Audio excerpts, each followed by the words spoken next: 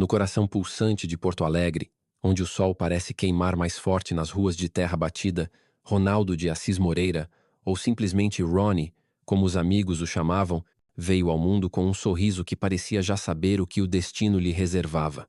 Era uma criança magrela, de pés descalços, correndo atrás de uma bola de meia esfarrapada pelas vielas do bairro Vila Nova, um canto esquecido da cidade onde a pobreza era tão comum quanto o barulho dos tiroteios à noite. Ali o futebol não era só um jogo, era um grito de liberdade, uma promessa sussurrada entre os meninos que sonhavam escapar da miséria. Ronnie, com seus olhos brilhantes e uma energia que parecia não ter fim, carregava essa promessa no peito. Desde pequeno, ele dançava com a bola como se ela fosse uma extensão do seu corpo, driblando latas, pedras e até os olhares desconfiados dos mais velhos, que diziam que sonhar alto demais era perigoso para um garoto como ele. Mas Ronnie não ouvia. Ele não sabia o que era desistir. Sua mãe, Dona Miguelina, trabalhava como faxineira, chegando em casa com as mãos calejadas e o rosto cansado, mas sempre com um sorriso para o filho caçula. Seu pai, João, era soldador, mas nas horas vagas jogava futebol amador e contava histórias de craques como Pelé e Zico, enchendo a cabeça do menino com imagens de estádios lotados e multidões gritando. Foi João quem deu a Ronnie sua primeira bola de verdade, uma esfera de couro já meio gasta, mas que para o garoto era um tesouro. Filho, a bola é sua amiga, mas só te leva longe se você acreditar em si mesmo, ele dizia. E aquelas palavras ecoavam na mente de Ronnie enquanto ele corria pelas ruas, com o vento batendo no rosto e o sonho crescendo no coração. A vida em Vila Nova não era fácil. A violência rondava as esquinas e a fome às vezes batia à porta. Ronnie via amigos de infância se perderem para o crime, outros para o desânimo, mas ele tinha algo que o fazia diferente. Uma alegria quase mágica, uma confiança que não explicava. Quando jogava, o mundo parecia parar. Os meninos da rua se juntavam para assistir, gritando e rindo enquanto ele passava por 5, 6 adversários com um só movimento, como se estivesse dançando samba com a bola. Esse moleque é endiabrado, dizia um vizinho, e o apelido pegou. Ronnie virou o diabinho do bairro. Não por maldade, mas porque sua habilidade era coisa de outro mundo. Aos 8 anos, ele já jogava com os mais velhos, garotos de 14, 15 anos, e ninguém conseguia pará-lo. Sua mãe, preocupada, tentava mantê-lo na escola, mas Ronnie só pensava em futebol. Mãe, eu vou ser jogador, vou tirar a gente daqui, ele prometia, e Dona Miguelina, mesmo com o coração apertado, acreditava. Ela via nos olhos do filho uma chama que não apagava, uma determinação que nem a pobreza conseguia sufocar. Um dia, numa tarde quente de sol rachando, Ronnie estava jogando na praça do bairro, uma pelada improvisada com gols marcados por chinelos. A bola voava de um lado para o outro, e ele, como sempre, era o centro das atenções. Driblava com uma ginga que parecia desafiar a gravidade, rindo enquanto deixava os adversários no chão. O que ele não sabia era que naquela tarde, um olheiro do Grêmio, o maior clube de Porto Alegre, estava de passagem pelo bairro. Seu nome era Seu Luís, um homem de meia idade com um caderno na mão e um olhar treinado para encontrar talentos brutos. Ele parou, encostado numa árvore, e observou. Ronnie fez um gol de letra, depois outro com um toque de calcanhar que levantou poeira e gritos da molecada. Seu Luís anotou algo no caderno, murmurou para si mesmo e foi embora. Naquela noite ele bateu à porta da casa simples de Dona Miguelina. Seu filho tem algo especial, dona. Ele pode ser grande, mas precisa de disciplina. O Grêmio quer testá-lo. A mãe de Ronnie hesitou. Era um mundo novo, cheio de promessas, mas também de riscos. Ronnie, escondido atrás da porta, ouviu tudo e sentiu o coração disparar. Era a chance que ele esperava. Aos 13 anos, Ronnie entrou para as categorias de base do Grêmio. Não foi fácil. O clube era um universo diferente, com gramados bem cuidados, chuteiras novas e garotos que vinham de famílias com mais recursos. Alguns olhavam para Ronnie com desconfiança, como se o menino da favela não pertencesse ali. Ele ouvia comentários sobre seu cabelo crespo, sua origem humilde, mas respondia com a bola nos pés. No primeiro treino, driblou metade do time e marcou um gol que fez o treinador parar o jogo para aplaudir. "Quem é esse garoto?" perguntou o técnico, e a resposta veio rápida. "É o Ronnie, senhor. Ele é da Vila Nova." A partir daquele dia, ele começou a construir sua lenda. Mas a vida no clube também trouxe desafios. Ronnie tinha que pegar 2 ônibus para chegar aos treinos, muitas vezes sem dinheiro para a passagem. Sua mãe costurava suas chuteiras rasgadas e seu irmão mais velho, Roberto, que também sonhava com o futebol. Mas acabou se machucando, virou seu maior incentivador. Você é melhor que eu, Ronnie. Vai lá e mostra pro mundo, dizia Roberto. E aquelas palavras eram como combustível. Aos 17 anos, Rony já era uma promessa nacional. Seu estilo de jogo era diferente de tudo que o Brasil tinha visto. Ele não apenas jogava, ele encantava. Seus dribles eram como poesias, seus passes como música. Ele sorria o tempo todo, mesmo quando levava pancadas dos zagueiros. "Por que você sorri tanto, moleque?" perguntou um adversário, irritado, depois de ser driblado. "Porque eu amo isso, cara", respondeu Ronnie com uma risada que ecoou no estádio. Essa alegria, essa leveza, virou sua marca. Em 1998, ele estreou pelo time principal do Grêmio, e o Brasil começou a falar de um garoto que parecia jogar com a alma. Mas o sucesso também trouxe inveja. Alguns colegas de time não gostavam de sua popularidade, e a imprensa local, sempre ávida por polêmicas, começou a questionar sua disciplina. "Ele é talentoso, mas será que leva a sério?" Escreve emociones. Rony lia. Guardava mágoa, mas não mudava. Ele sabia quem era e de onde vinha. A virada veio quando o mundo começou a notá-lo. Em um torneio sul-americano, Ronnie enfrentou a Argentina e deu um show. Um drible desconcertante conhecido como elástico deixou um zagueiro no chão e virou manchete. Clubes da Europa começaram a ligar. E em 2001, o Paris Saint-Germain, da França, fez uma oferta que o Grêmio não pôde recusar. Rony, agora com 21 anos, deixou o Brasil com uma mala pequena, um sorriso enorme e o peso de ser a esperança de sua família. Chegar à Europa foi como pisar em outro planeta. Paris era fria, cinza, tão diferente do calor humano de Porto Alegre. Ele sentia saudade da comida da mãe, das peladas na rua, dos amigos que o chamavam de diabinho. No PSG, enfrentou técnicos rígidos, torcedores exigentes e a solidão de estar tão longe de casa. Mas, quando entrava em campo, tudo mudava. Ele jogava como se estivesse na Vila Nova, com a mesma ginga, a mesma ousadia. Os franceses, no começo desconfiados, logo se renderam. "C'est magique!" gritavam nas arquibancadas, e Ronnie começava a conquistar o mundo. O verdadeiro salto, porém, veio em 2003, quando o Barcelona o contratou. O clube catalão estava em crise, sem títulos, com a torcida desanimada. Ronnie chegou ao Camp Nou com seu sorriso de menino e uma promessa: "Vou fazer esse estádio dançar." E ele cumpriu. Em sua primeira temporada, transformou o Barcelona.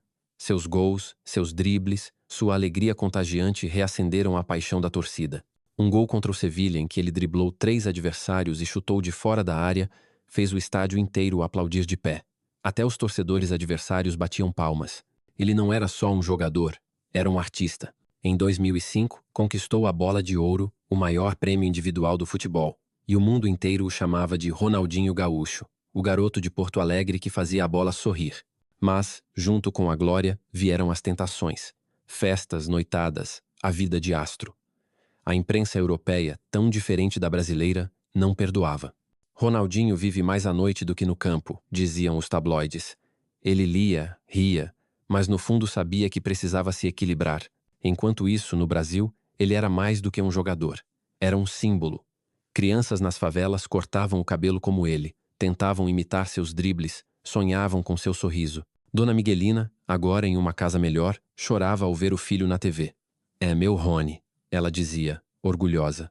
Mas Ronaldinho também sentia o peso. Ele queria ser perfeito, mas era humano. Em campo continuava imbatível, liderando o Barcelona a títulos e encantando o mundo. Fora dele, lutava para não se perder na fama. Cada passe, cada gol, cada sorriso era uma forma de lembrar a si mesmo de onde veio, das ruas de Vila Nova, onde a bola era sua amiga e o sonho era sua arma. Ele sabia que a jornada estava apenas começando e que o maior desafio não era conquistar o mundo, mas permanecer fiel a si mesmo. No auge de sua carreira, Ronaldinho Gaúcho era mais do que um jogador de futebol. Ele era um fenômeno global, um ícone que transcendia o esporte. Seu sorriso iluminava estádios, suas jogadas desafiavam a lógica, e seu nome ecoava nas ruas de Barcelona, nas favelas do Rio e até nos becos mais distantes de Tóquio. Ele havia conquistado o mundo, liderando o Brasil ao título da Copa do Mundo de 2002, com uma atuação que misturava genialidade e carisma. Na final contra a Alemanha, seu passe preciso para Ronaldo abrir o placar, e sua dança com a bola no meio-campo fizeram o planeta inteiro se apaixonar. Ronaldinho não jogava apenas para vencer, ele jogava para encantar, para lembrar a todos que o futebol, no fundo, era sobre alegria. Mas enquanto o mundo o colocava no pedestal, ele enfrentava uma batalha silenciosa, uma luta para não se perder no brilho da própria fama e para deixar um legado que fosse além dos troféus.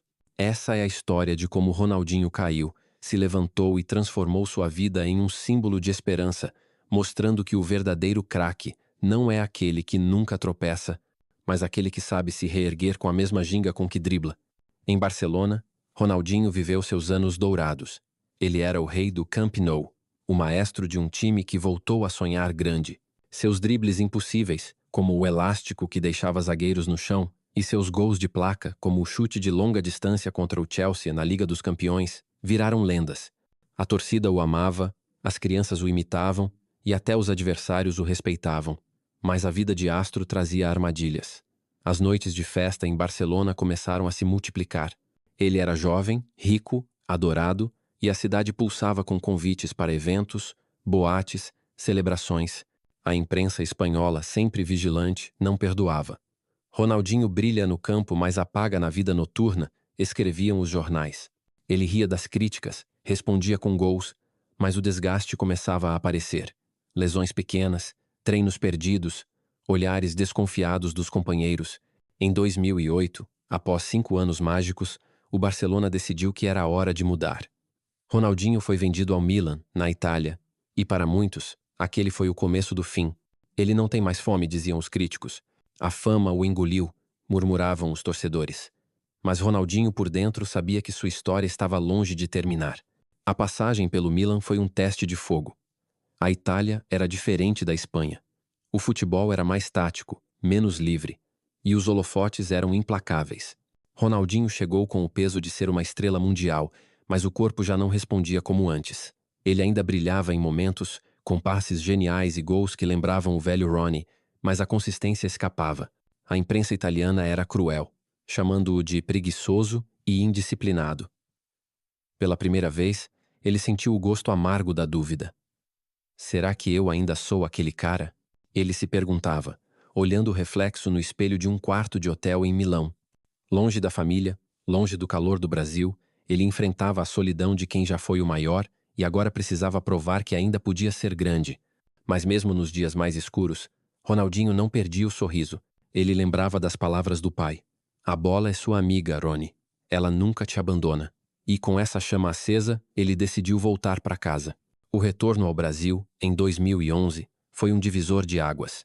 Ronaldinho assinou com o Flamengo, o clube de maior torcida do país, e a nação rubro-negra explodiu de expectativa. O rei voltou. Gritavam os torcedores no Maracanã. Mas o Flamengo era um caldeirão de pressão, com uma torcida apaixonada que exigia tudo, sempre. Ronaldinho começou bem, com gols e jogadas que reacenderam a esperança. Mas os velhos hábitos voltaram. Festas, atrasos nos treinos, polêmicas com a diretoria. A imprensa brasileira, tão voraz quanto a europeia, não poupava. Ronaldinho é um ex-jogador em atividade, escreveu um colunista famoso. A torcida, que o idolatrava, começou a vaiar. Ele sentiu o peso de decepcionar aqueles que viam nele um herói. Em 2012, após uma saída conturbada do Flamengo, muitos acreditavam que sua carreira estava acabada. Ele tinha 32 anos, uma idade em que muitos jogadores já penduram as chuteiras. Mas Ronaldinho tinha algo que ninguém podia tirar: a paixão pelo jogo. A redenção veio onde poucos esperavam. Belo Horizonte, com a camisa do Atlético Mineiro. Quando assinou com o Galo em 2012, a reação foi de desconfiança. O que um craque decadente vai fazer num clube que não ganha nada há anos? Perguntavam os analistas. Ronaldinho respondeu em campo. Ele chegou ao Mineirão com o mesmo sorriso de menino, mas com uma determinação nova. Sob o comando do técnico Cuca, ele encontrou um ambiente que o abraçava, que acreditava nele. E ali, como um fênix, ele renasceu. Ronaldinho liderou o Atlético a uma campanha histórica na Copa Libertadores de 2013, o maior título da história do clube. Seus dribles voltaram a encantar, seus passes voltaram a decidir, e seu carisma uniu o time. Na final contra o Olímpia, ele não marcou gols, mas foi o coração do time, o líder que inspirava os companheiros a acreditar no impossível. Quando o Atlético levantou a taça, Ronaldinho chorou. Não era só pelo título, era por provar, para si mesmo e para o mundo, que ele ainda era Ronaldinho Gaúcho. Mas a história de Ronaldinho não é só sobre o que ele fez dentro de campo. Fora das quatro linhas, ele começou a construir um legado que tocava corações. Ele sabia o que era crescer sem nada, então decidiu devolver ao mundo o que o mundo lhe deu. Ainda em atividade, ele fundou a escolinha de futebol Sorriso do Gaúcho em Porto Alegre, um projeto para crianças de comunidades carentes. Ali, meninos e meninas que, como ele, sonhavam com a bola, tinham acesso a treinos, uniformes e, acima de tudo, esperança. Ronaldinho aparecia nas escolinhas sempre que podia, jogando com as crianças, ensinando dribles, contando histórias. Vocês não precisam ser ricos para ser grandes. Só precisam acreditar, ele dizia. E os olhos das crianças brilhavam como os dele brilhavam na Vila Nova. O projeto cresceu, ganhou apoio de patrocinadores e se espalhou por outras cidades do Brasil. Hoje, milhares de jovens que passaram por ali carregam não só o sonho de ser jogadores, mas a lição de que a alegria pode transformar vidas. Ronaldinho também enfrentou críticas por suas escolhas fora de campo. Ele nunca negou que amava a noite, a música, o samba. Sou brasileiro, cara. A vida é para ser vivida, ele dizia, com aquele sorriso que desarmava qualquer um. Mas ele aprendeu, com o tempo, a equilibrar. Após o Atlético, ele jogou por outros clubes como Querétaro, no México e Fluminense, mas já não era o mesmo. O corpo pedia descanso, e ele sabia disso. Em 2015, Ronaldinho anunciou sua aposentadoria, mas não se afastou do futebol. Ele virou embaixador do esporte, viajando o mundo para promover o jogo que o fez quem ele é. Participou de jogos beneficentes, levantou fundos para causas sociais e nunca deixou de ser o cara que fazia as pessoas sorrirem. Em 2018, quando voltou ao Camp Nou para um jogo de lendas, a torcida do Barcelona o recebeu como rei. Ele entrou em campo, deu um drible de calcanhar e fez o estádio explodir como nos velhos tempos. O impacto de Ronaldinho vai além dos números. Ele venceu a Copa do Mundo, a Liga dos Campeões, a Bola de Ouro, mas seu maior troféu é o amor que conquistou. Nas favelas, crianças ainda tentam imitar seu elástico. Nos estádios, torcedores contam histórias de como ele mudou suas vidas. E nas ruas de Porto Alegre, onde tudo começou, seu nome é sinônimo de esperança. Ele mostrou que o futebol não é só sobre ganhar, é sobre inspirar, sobre mostrar que mesmo vindo do nada, você pode ser tudo. Ronaldinho Gaúcho não é só uma lenda do esporte. Ele é um lembrete de que a verdadeira grandeza vem do coração. E enquanto houver uma bola rolando em alguma rua de terra, seu sorriso continuará vivo, inspirando gerações a sonhar, dançar e nunca desistir.